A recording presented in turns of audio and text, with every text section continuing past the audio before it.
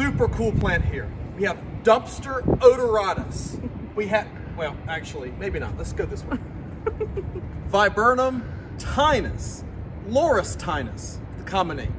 Viburnum tinus, Loris tinus. Now, folks, this is one of many viburnum species that are very, very common horticulturally, all right? Now, the viburnums are a large group. They're both evergreen, shrub and tree versions. They're also deciduous versions, shrubs and trees of viburnum that really light up the spring as far as the flowers, okay? But this is one of the first viburnums that we're going to do, Viburnum tinus. Now, we're looking at an evergreen large shrub, 8-10 feet tall. It's got some very interesting characteristics in addition to being one of the first landscape plants to bloom, okay? But let's stick to our normal pattern and talk about the foliage first. If you can zoom on in a bit or walk in out of the sun if you can. All right, let's take a look at the foliage of Viburnum tinus. All right, all viburnums are going to have opposite foliage.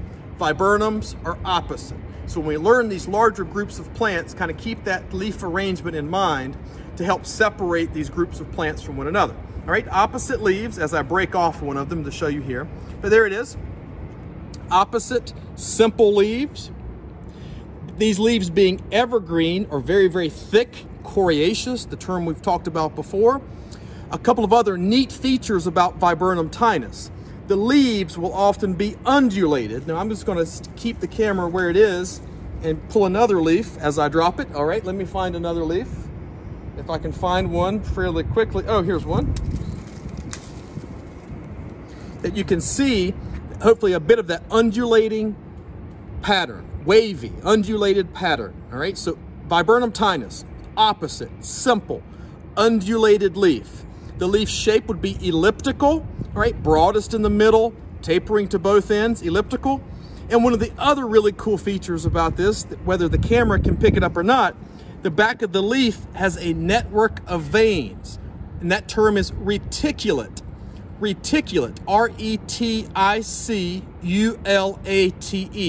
Reticulate means a network of veins or a network pattern, okay? So this is very specific and something we have not seen much of for any plants this semester, all right? So opposite, simple, elliptic, and reticulate and undulate. A lot of really cool terms that we've learned to describe the foliage of Viburnum tinus, okay? Now, let's talk a bit about the flowers. This plant will start flowering in midwinter, about late December, early January. This year it started a bit later into February, and it's still looking really nice here in the second week of March. These flowers are going to be terminal panicles. Individually, they're really quite small, but clustered together in those terminal panicles, they really have more of an impact. And if you take a look at any of these inflorescences, you can see that most of the flowers are already missing. They've already fallen off. So imagine what this would look like if it were in full flower, still having all the flowers on the plant, all right? Really, really nice. The last thing I'll point out to you, it may be good just to swoop right over here, is some of the remnant fruit. All right, some of the remaining fruit. Now the fruit on Viburnum tinus, which can and will overwinter, these fruit are like a metallic purple blue, like a blueberry blue, metallic purple blue, and they can have a pretty heavy fruit set, all right, giving them a really nice winter appeal for fruit. You've got winter flowers, early spring flowers, in addition to the evergreen foliage. A lot of cool features about Viburnum tinus, common name Loris tinus. Psst, Brian, wrong plant. Oh, crap. I get lost on myself when I'm around that thing. All right, next plant, Viburnum Davidi, David viburnum. I know you want to look at the Edgeworthia. Sorry, you can't. I get to, all right? I can. Viburnum Davidi, David viburnum. As mentioned, there are many evergreen and deciduous viburnums, and this is going to be a really neat one that's got an easy identifying feature that you're going to like, I think. The cool thing about Viburnum Davidi, this is going to be one of the small, low-growing, small dwarf types, if you will, of viburnums, some of which get really large. This is going to be one that gets about 3 feet by 3 to 4 or 5 feet wide, all right? Kind of a really nice, smaller, rounded plant in the landscape. As is true with all of our viburnums, the foliage is going to be opposite, okay? These low-growing plants, opposite foliage. There's a really good zoom in right there to show those leaves. Opposite leaves. Oh yeah, look at that. Really nice opposite. Always true for viburnums. Now folks, I'm going to leave this on the plant, but I'm going to show you the key ID feature to recognize Viburnum Davidi. And it's not the fact that they're opposite. It's not the fact that they're simple. It's not the fact that they're 5 inches long and evergreen coriaceous. All those things are true, but you want to see the easy thing? Woohoo! Look at that. 3 prominent veins. Oh, sorry. I was just teasing you. 1, 2, 3. 3 prominent veins coming up the backside of the leaf. Unlike anything else we're going to do this semester, unlike any other viburnum, that right there is the one feature I would tell you to remember. And if you see, or when you see those 3 prominent veins, you know it's Viburnum Davidi, David viburnum. Now, coming up a bit later, you start to see the flower buds starting to swell for later this spring. We'll talk about that in lecture and I'll show that. But to identify David's viburnum, know those large opposite leaves with 3 prominent veins on the backside, and you'll never get this wrong. David viburnum. Yucca Filamentosa. Yucca, or Adam's needle. Yucca, or Yucca, it's okay to pronounce it Yucca as well. Yucca Filamentosa, common name Adam's needle or yucca. Now, these are going to be evergreen plants in the landscape, all right? Very cool, very different than nearly anything else we've done, all right? Come on in a little bit more from the overall perspective. These are going to be rounded plants, and the height and overall size will be dictated by the length of these actual leaves, okay?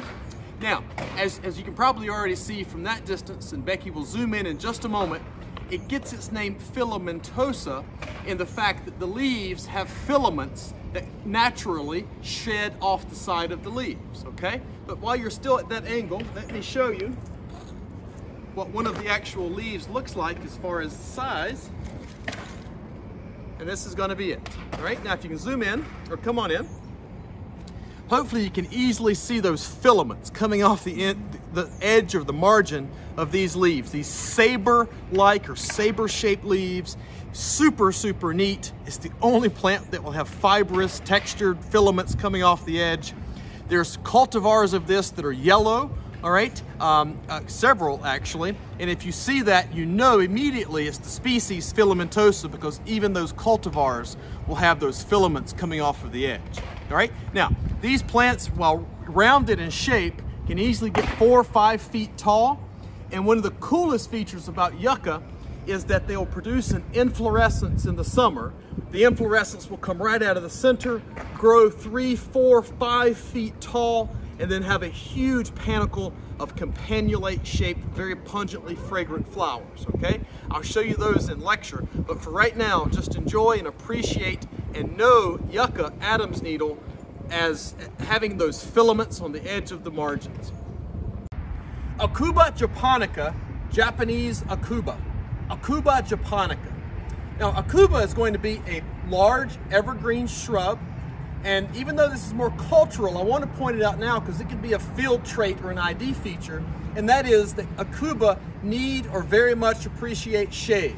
So you'll likely see Akuba only on the north side of buildings, which is where we are on this particular building at the library, or somewhere where it's protected from the direct sun and heat by other trees or other buildings, okay? So shaded areas are typically where you're always going to see Akuba.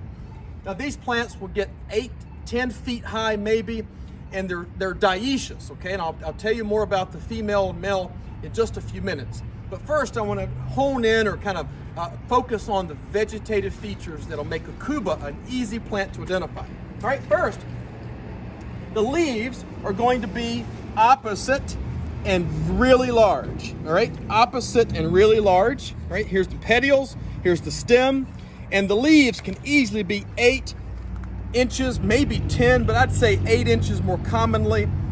They have a very particular edge or margin that we really haven't seen before, and that is dentate.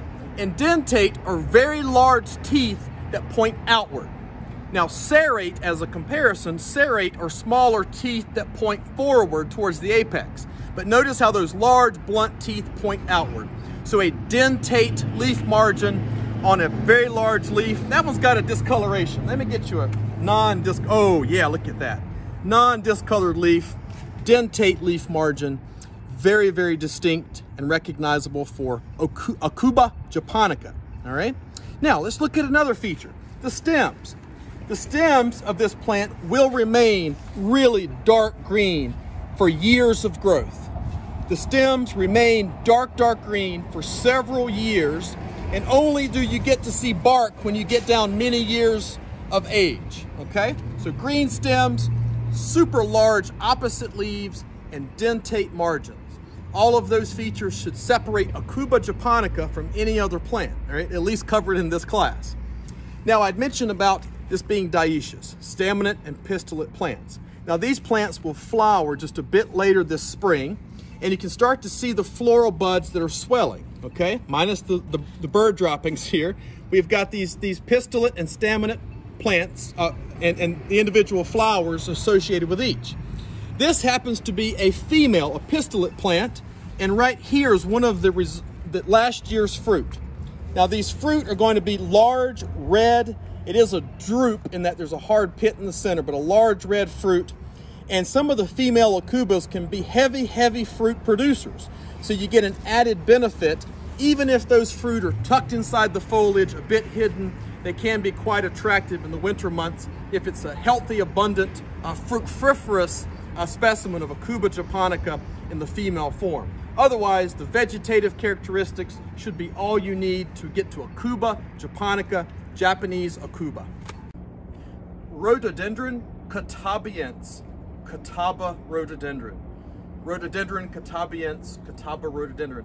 Folks, this is going to be a native, large, evergreen shrub in the ericaceous family, cousin to azaleas. Now, azaleas are one of the most prominent landscape plants in the spring of the year. We'll talk about those a bit later, but this is in the same family, Catawba rhododendron. All right, now, a few things to mention about this before we show you the ID features. All right, first, this is going to be native to our Appalachian Mountains. All right, so those of you from the western part of the state or visiting the western part of the state, this is one of the plants you see as an understory plant throughout the forests, all in the mountains. All right, and they bloom about late May, early June, in the early spring. All right, now, how to identify this? All right, well, come on in a bit closer. The leaves of Rhododendron Catawbiense are going to be alternate. All right, they are simple, and these alternate simple leaves will be 4 to 6 inches long.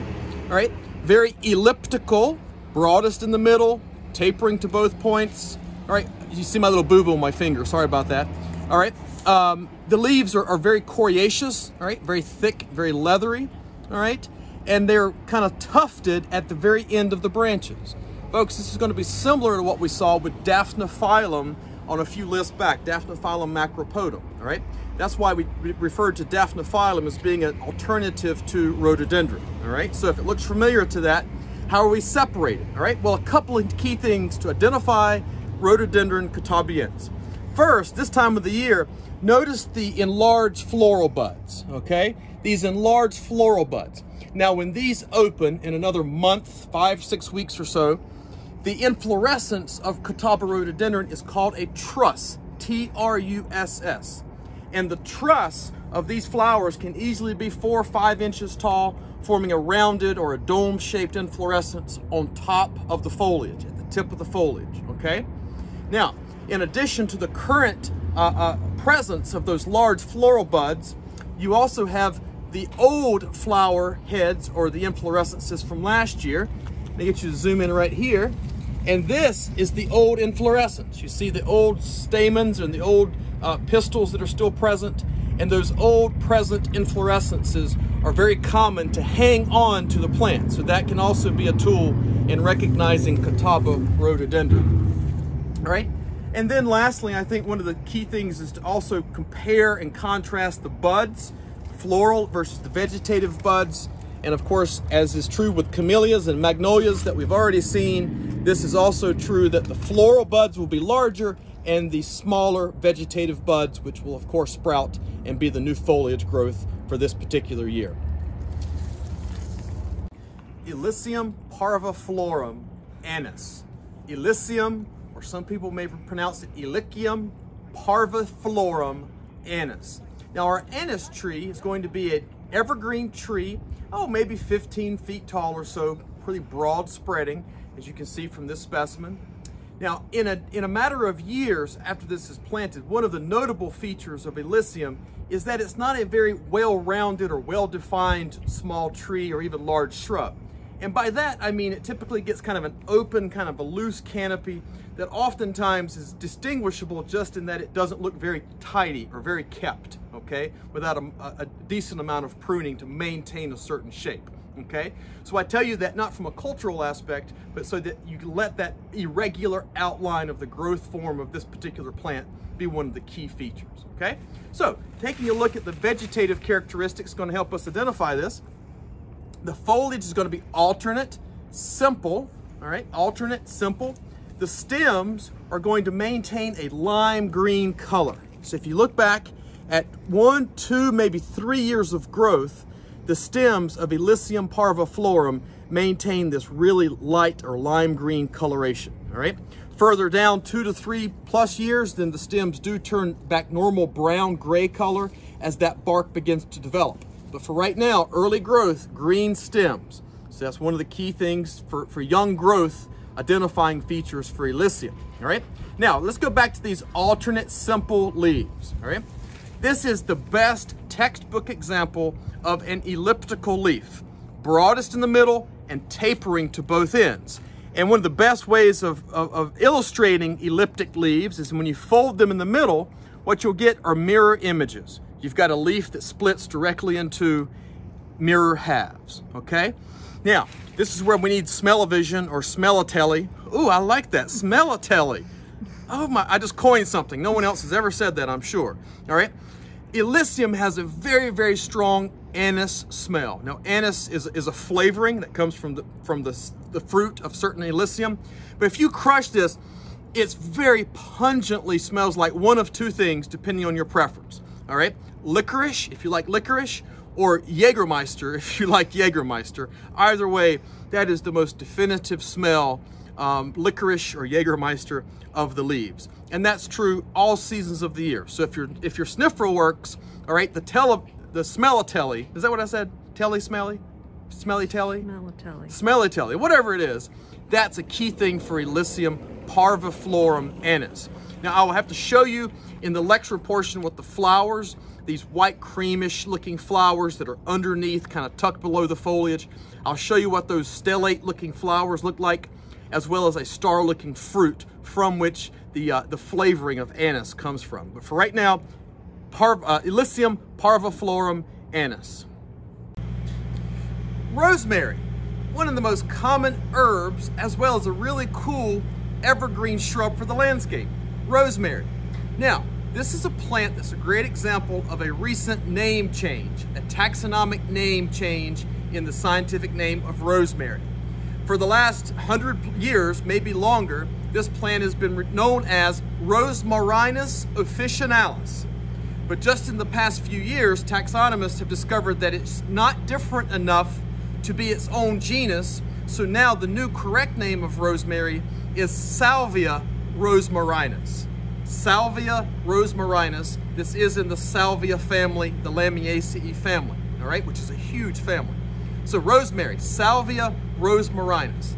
Now, as I mentioned, this is a hardy evergreen shrub in the landscape, maybe 4 to 5 feet tall. Most notable use of the leaves for culinary purposes, for cooking, okay? So, how do we identify rosemary if we can't rely already on what we know rosemary to be known for, and that's the taste and the smell, okay? Well, come on in, take a look at the foliage. All right, the foliage on rosemary, and I'll hold it still so that you can focus the camera. The foliage is going to be linear like leaves, all right? They are opposite. These leaves are green on the front side. Can you see that? Green on the front side. And then a nice, pure, light green to white on the back side. How's that look? all right? So green on the front, white below, all right? The stems of rosemary are also square. Now, I may have to show you that in a photograph if you can't see that from the video, but these opposite leaves, green above, white below, and square stems, okay? Really distinguishable features for that. You can also get the smell, and I'll somehow try to relay that in any type of quiz format so that there's fairness relative to something that has such pungent smell to the foliage like rosemary does. But aside from that, it's the only plant, or one of the only plants we have done that has opposite linear-like leaves that's not a gymnosperm, okay? That's not a gymnosperm. Green above, white below, square stems.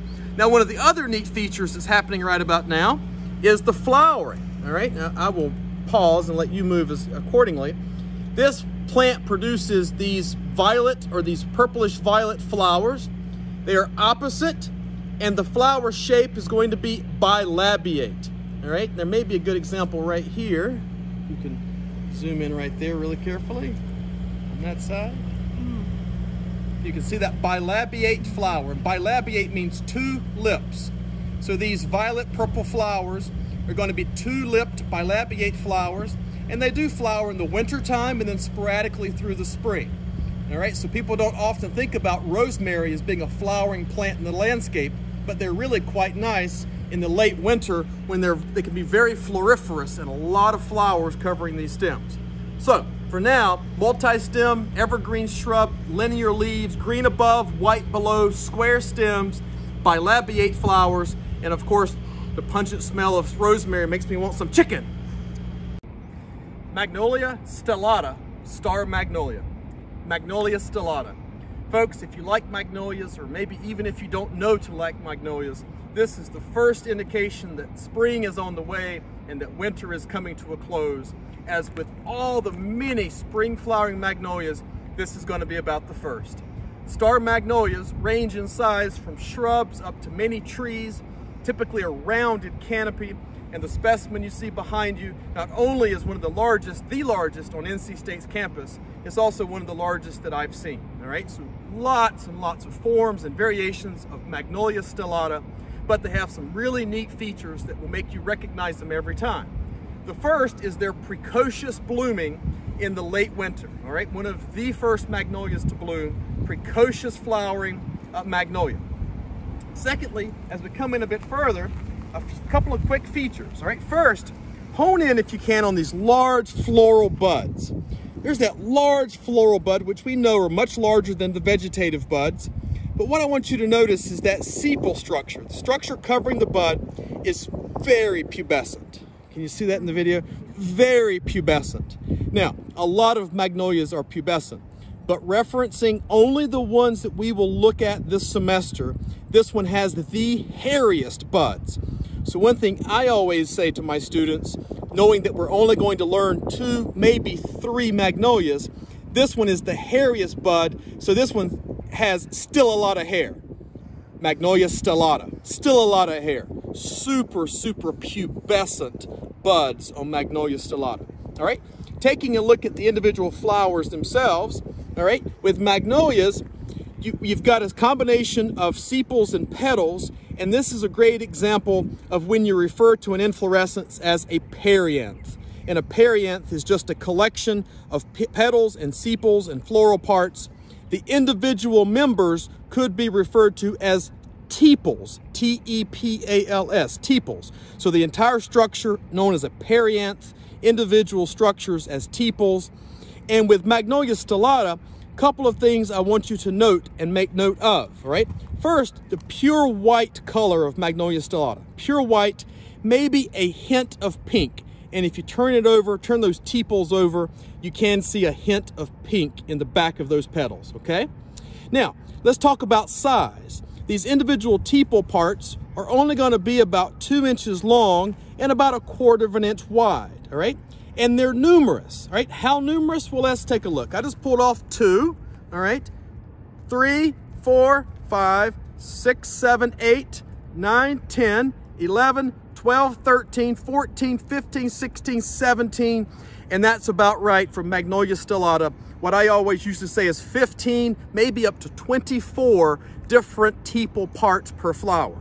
In other words, a lot of tepal parts per flower.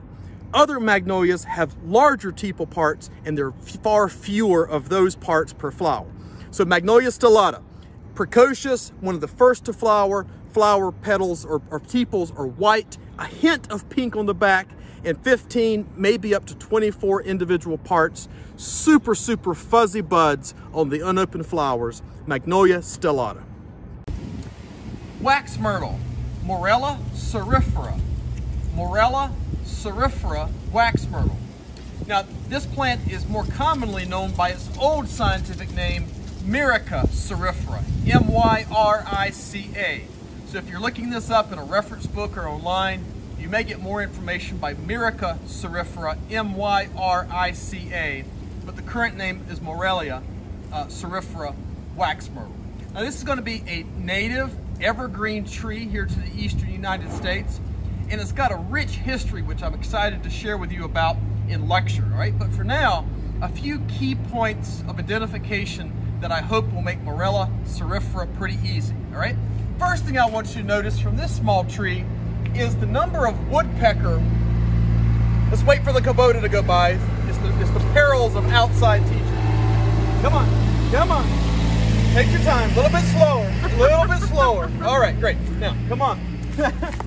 Look at the bark of this small tree. And this is going to be very common for most any of an adult-sized wax myrtle you see, is the sapsuckers or the woodpeckers love to do this with this particular tree. Now, is that a keen botanical ID feature? No. That's just kind of a common, kind of a field trait that you can look for this particular plant. All right? Now, these evergreen trees, they are dioecious, by the way. So there's male and female trees. This one apparently is a male. Let's look at the foliage first, which doesn't matter if it's male or female, all right? The foliage is going to be alternate and simple, and I'll show you the branch in just a second. No, you're fine. Okay. I'll show you the branch in just a second. But taking a look at this individual leaf, they're alternate, they're simple, very distinct, attenuated leaf base. Attenuated leaf base. And that, of course, is where the leaf tapers towards the petiole, okay? Attenuated leaf base. You can get some serrations at the top of the leaf, and I'm just showing you one. I mean, there's variations within the serrations on the leaves, but they can be serrated right at the top.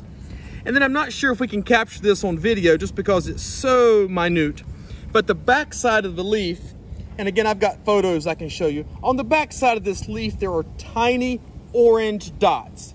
And those orange dots are going to be tiny wax-like glands, right? Hence the name wax myrtle. I'll tell you about that and show you images of that in the lecture portion, okay? But for right now, you've got a evergreen, simple leaf, 3 to 4 inches long, a very attenuated leaf base, serrations at the apex, okay? Now, let's come in and I'll actually show you the foliage. Here it is on the stem. And hopefully you can see all those features with those attenuated leaf bases, very long petioles. Look how long the petioles are. Kind of makes those leaves look like they're standing on skinny little stilts, all right? Skinny little stilts. And you likely will also notice the floral buds, all right? Now, I think this is a male plant with staminate flowers, but these individual axillary buds are going to yield either the pistillate or the staminate flowers, depending on whether it's male or female, all right?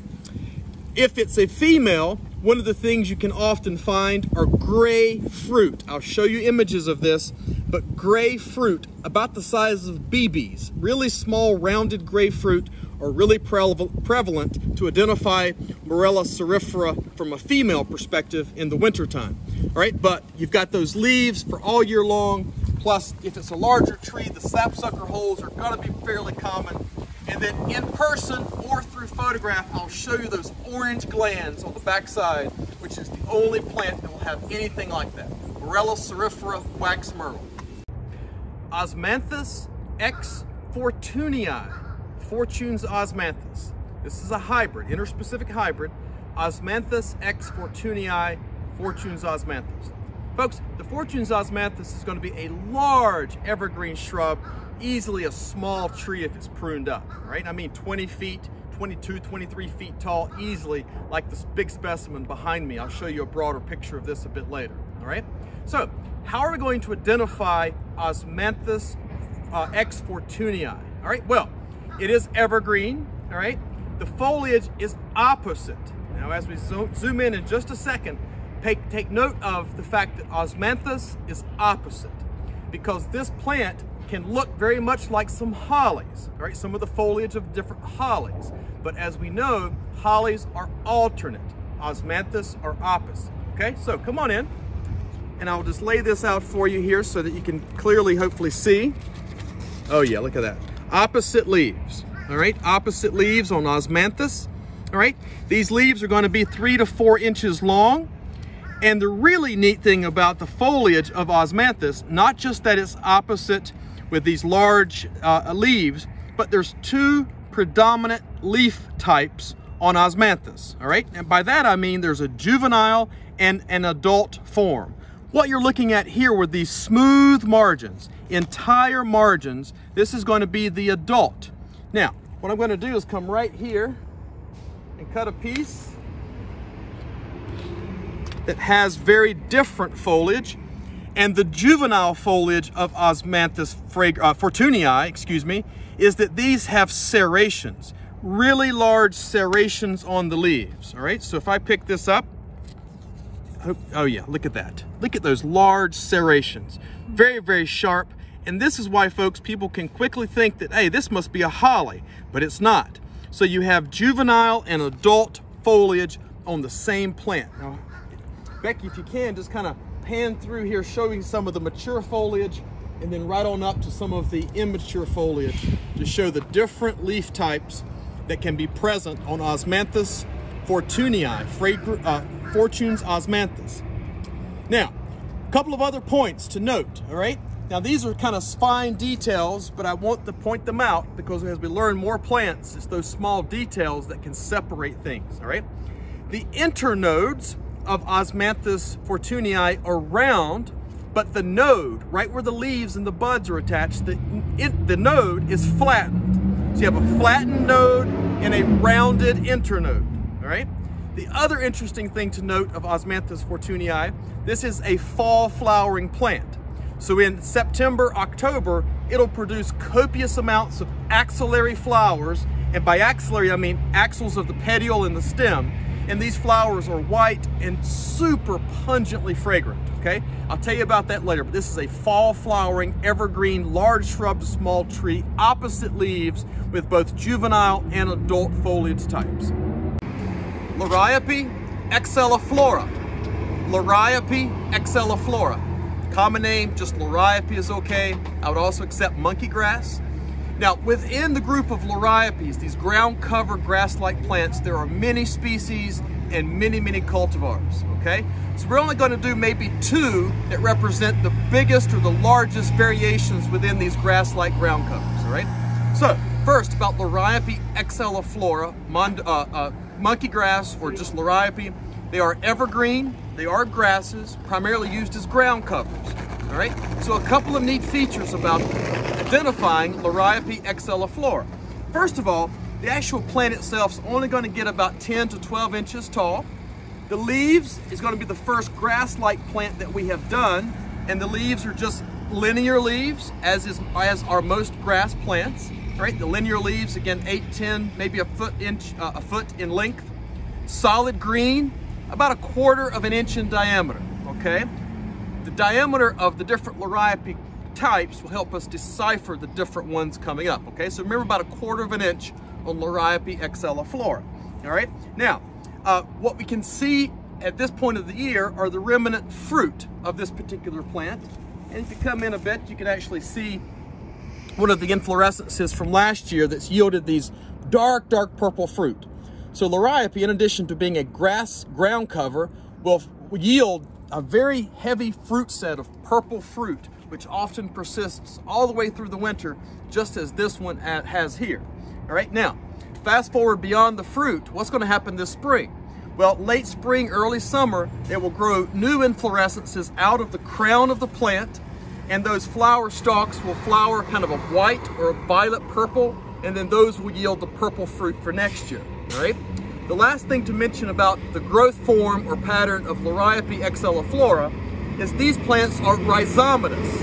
And rhizomatous, of course, meaning they produce underground stems that then pop up out of the soil or out of the mulch and produce new daughter plantlets. So when you're looking at these ornamental grass ground covers, one of the things to look for is it rhizomatous or is it not? And Liriope Excelloflora is a rhizomatous plant that you can often see daughter plantlets growing off of the side. But in review, grass-like foliage, 1/4 of an inch in length, 10, 12 inches tall or in height, and you may see purple fruit, which I will show you on the exam, or those white violet flowers in the late spring, early summer. Ophiopogon japonicus, mondo grass. Ophiopogon japonicus, mondo grass. All right, so we've learned a Liriope and an Ophiopogon. Those are the two primary genera that make up all of these landscape grass-like ground covers, and as I've mentioned before, there are many. Now, we'll talk about this later, but because the two major genera are Liriope and Ophiopogon, one of the terms, or the made-up terms that is commonly used, are Liriopogons. And Liriopogon is just a term to encompass the Liriope and the Ophiopogons together, because there are a lot of them, and they're grass-like, and they all look fairly similar, okay? But let's identify and separate how we know Ophiopogon and separate that from Liriope, all right? Now, Ophiopogon, it is evergreen. This is going to get about 1 foot tall, and going to be the key feature about this is going to be the really small size of the leaves, okay? Whereas Liriopes are 1/4 of an inch, maybe up to 1/2 an inch. Ophiopogon are going to be the truest grass-like leaves, and as I'll show you in just a second when you come close, are only going to be a few millimeters in width, maybe an 1/8 of an inch at most, okay? So in addition to that grass-like foliage, really dark green, fine textured, Ophiopogons are rhizomatous, so they will spread those underground stems which pop up and have a new plantlet, and that enables the plant, by having that rhizomatous growth pattern, to be able to fill in a hillside like this really, really quickly. So the growth form of these Liriope or Ophiopogon ground covers is really key in how well they spread, all right? So rhizomatous, about 1 foot high, really small linear leaves. The flowers of Ophiopogon are very different in that the flower inflorescences are only about 3 inches tall, and they're actually at the crown of the plant, right at the ground, hidden by the foliage. You will never see an inflorescence of Ophiopogon above the foliage. That's one of the key ID features in the spring or in the fall or winter, is you will not see any inflorescence, flower or fruit, above the foliage. Instead, they're about 3 inches tall, at the ground level, hidden by the foliage, and the fruit of Ophiopogon are really psychedelic blue. A cool, really cool marble-sized fruit, super bluish purple in color. It's almost like a sparkle berry, all right? Going back to a cartoon, but nonetheless, I'll show you lots of photographs of those, but I promise you, you will not mistake this plant for anything else just by looking at those metallic, super cool blue fruit. However, we can't see it above the foliage, all right? So if you come on in a bit closer, and then I can hopefully zoom in just to show you how thin these individual leaf blades are. Truly like grass, all right? Very fine textured, maybe 1/8 of an inch in diameter, compared to Liriopes, which are much, much broader. Liriopes also have the purple fruit above the foliage, or the inflorescences above the foliage. These will have none of that. Just very grass-like, very soft textured, sun or shade, Ophiopogon japonicus mondo grass.